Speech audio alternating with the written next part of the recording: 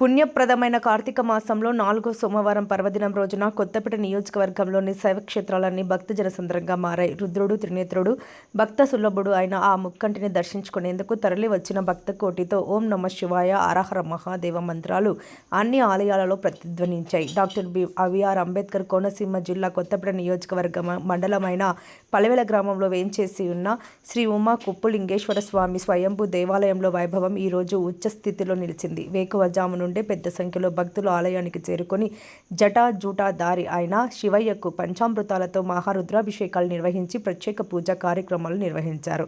ముఖ్యంగా మహిళా భక్తులు భక్తి శ్రద్ధలతో ఆలయ ప్రాంగణంలో ఉసిరి కొమ్మల మీద కార్తీక దీపాలను వెలిగించి పరమేశ్వరుడి కృప కోసం మొక్కులు తీర్చుకున్నారు. ఆలయ పరిసరాలన్నీ కార్తీక దీపాల కాంతులతో ఆధ్యాత్మిక శోభను సంతరించుకున్నాయి. భక్తుల రద్దీని దృష్టిలో ఉంచుకొని ఆలయ ఈవో పి కామేశ్వరరావు గారి పర్యవేక్షణలో సిబ్బంది ఎలాంటి అసౌకర్యం లేకుండా భక్తులకు సత్వర